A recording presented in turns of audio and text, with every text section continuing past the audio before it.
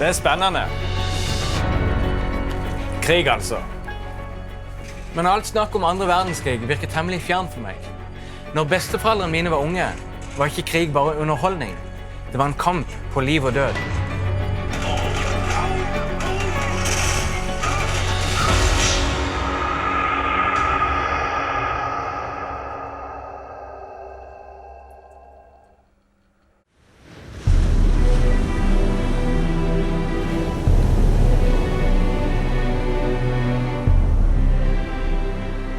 Listastrandene. Kan du tenke deg et fredeligere sted? Kanskje litt kjedelig, tenker du. Men for ca. 70 år siden var dette landskapet åsted for et ekte strategispill.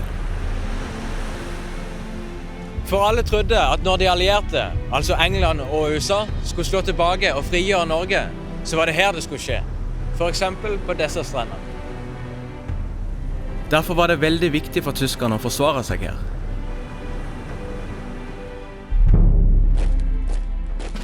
De bygde mange forsvarsverk med bunkere, kaianlegg, jernbanespor og flyplass. Tyskerne kalte det Festung Lista. Ingen andre steder i Norge hadde så høy konsentrasjon av tyske soldater som Listerhalvøya. På det meste regner man med at inntil 6000 tyske soldater oppholdt seg her.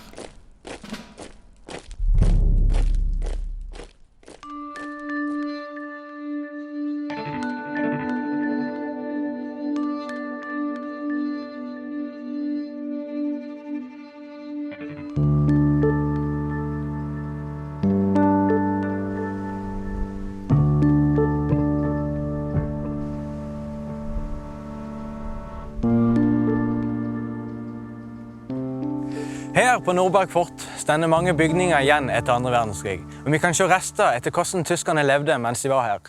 Blant annet disse veggmaleriene i kantina, som ble malt av en tysk soldat.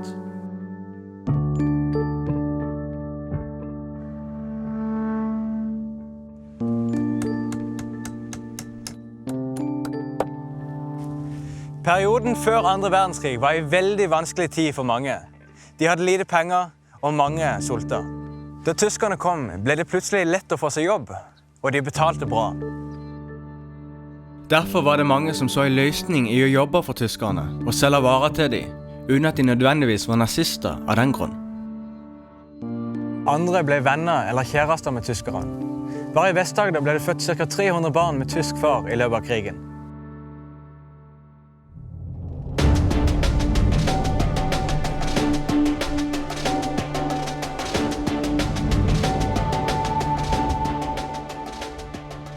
Det var også mange som valgte å ta opp kampen mot okkupantene på forskjellige måter, som spioner, sabotører, eller med å gi ut hemmelige aviser. For tro det eller ei, det fantes ikke internett på den tida, og det var veldig vanskelig for vanlige folk å skaffe seg informasjon om hva som skjedde ute i verden. Og mobiler hadde de heller ikke. En av de som spionerte på tyskerne var Noralf Nilsen på Hidra.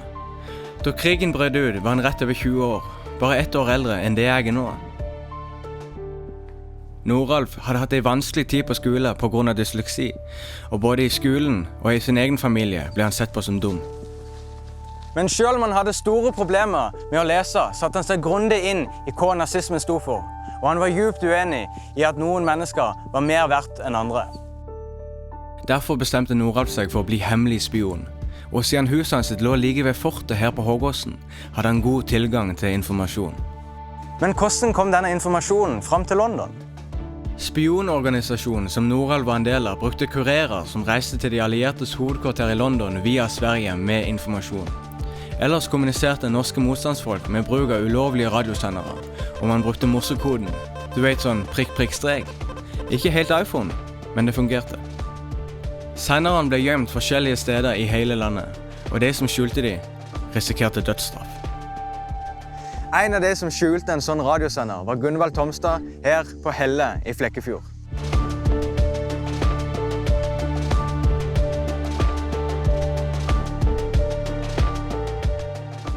Gunvald hadde jobbet i avis, men mistet jobben under krigen. I stedet for lagde han og et par kompiser en ulovlig avis som heter Kongsposten. Siden de vanlige avisene var kontrollert av tyskerne, var aviser som denne viktig for å nå ut med riktig informasjon til vanlige nordmenn. Men for å kommunisere med andre land brukte de altså andre metoder. Alt måtte skje i hemmelighet.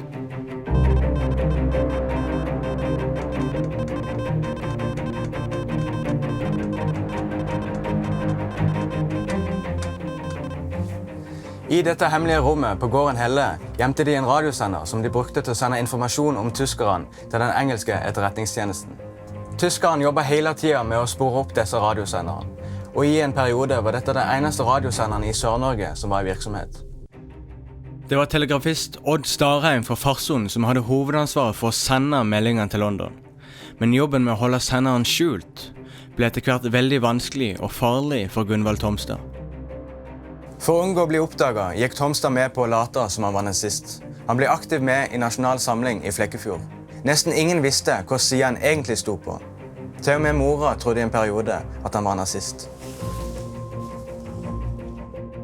På grunn av den aktive motstandsbevegelsen i dette området etablerte Gestapo et eget kontor i Flekkefjord for å jakte på motstandsfolk.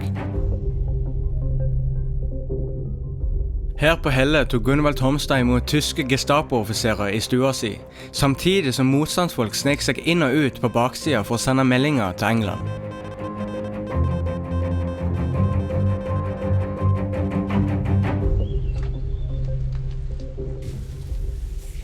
Det gikk 2 år før han ble oppdaget, og det var en vanskelig tid for Gunvald. Tenk deg å gå rundt og late som du er noen du egentlig ikke er, og så bli hatet for det. Selv om han var hatet blant folk i Flekkefjord, hadde Gunvald noen få venner som visste hva han drev med.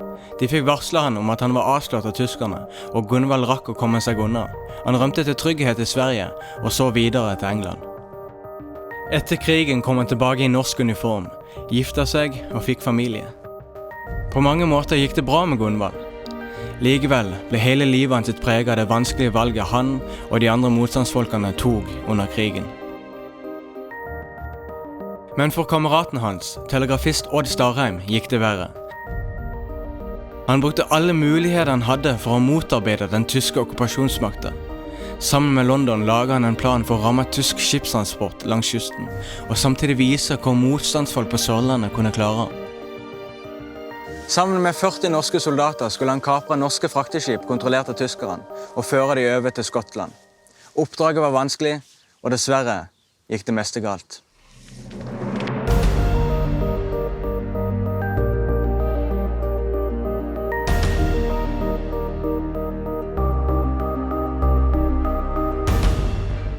I Telebukta utenfor Flekkefjord lå de norske soldatene og ventet. Det var januar og iskaldt.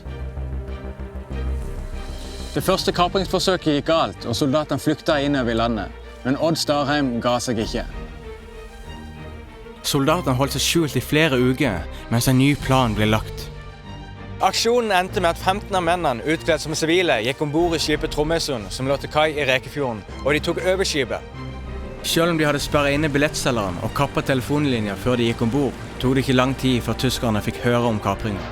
Tyske fly var snart på vingen, og dagen etterpå ble skipet funnet og bomber.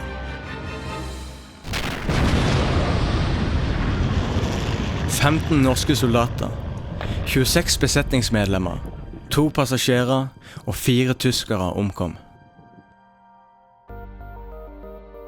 Resten av sabotørene kom seg over til England, men den store operasjonen kalt Carhampton blir regnet som fullstendig mislykket. Ingen av skipene kom seg over til England, og det gikk mange menneskeliv tapt. En av de som omkom var Odd Starheim, og mens andre motstandsfolk ble hedret for sin innsats etter krigen, ble Starheim og operasjonen Carhampton glemt av de fleste.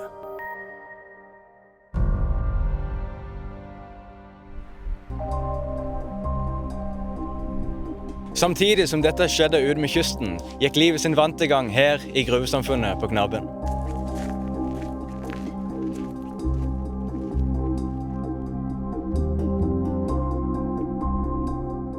Gruvene på Knabben produserte molybden, som ble blandet i stållegeringer og tilsatt i panserstål.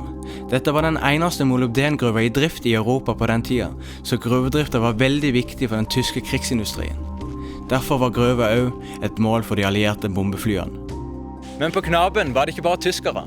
Det var mange russiske krigsfanger som var tvangsarbeidere i gruva, i tillegg til de vanlige norske arbeiderne. Sammen med familiene dannet de et lite samfunn her oppe, der de hadde blant annet en skole, et kapell og et forsamlingshus. Blant lokalbefolkningen hadde det gått rykter i noen dager om at knaben skulle tas, men ingen spesielle forhåndsregler ble tatt. Onsdag 3. mars 1943 skjedde det som ingen hadde forberedt seg på. På skoler som sto her var elevene midt inne i siste skoletime da de så 5 fly som kom inn over sanda. Elevene stormet til vinduet, og flyene fløy så lågt at de kunne se rett inn i cockpiten på flygere. De fløy rett mot gruven. Først 5 fly, så 5 til. Det gikk så fort at ingen rakk å søke ly. Livredde sto skolebarna ved vinduet og så de engelske flyene slippe bomber over arbeidsplassene til fedren.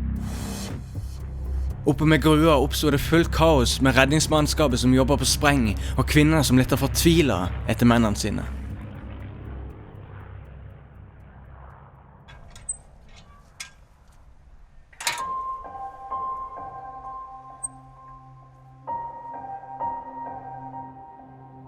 «16 nordmenn ble drept i angrepet, i tillegg til 1 tysker og 5 russiske krigsfanger.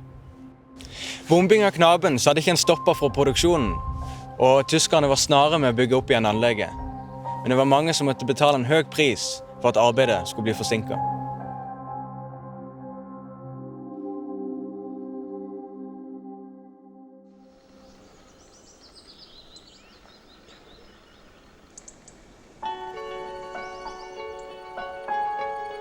En annen som betalte en høy pris for sin motstandskamp var Fredrik Aarhus fra Søgne.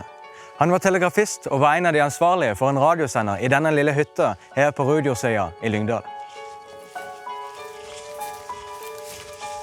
En augustdag i 1943 var Fredrik og kompisen Tor Hugo van der Hagen i hytta for å sende en siste melding til London før radiosenderen skulle flyttes til en annen plass. De var redde for at tyskerne hadde peilet inn senderen og måtte derfor flytte han. Men det var dessverre akkurat litt for sent.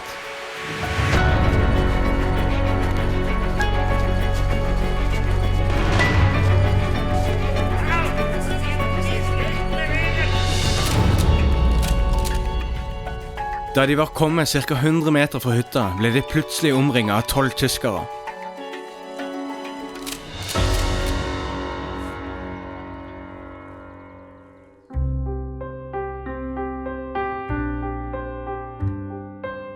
Tor Hugo kom seg unna, men Fredrik var ikke like heldig. Han var forberedt på at noe sånt kunne skje. På innerlomma hadde han en kniv som var skjerpet for en sånn situasjon. Han visste at hvis han ble tatt, ville han bli torturert og risikere å røpe navn på andre motstandsfolk. Derfor valgte Fredrik Aarhus å ta sitt eget liv. På denne steinen er det laget et minnesmerke for han. Tenk deg å måtte ta et så vanskelig valg.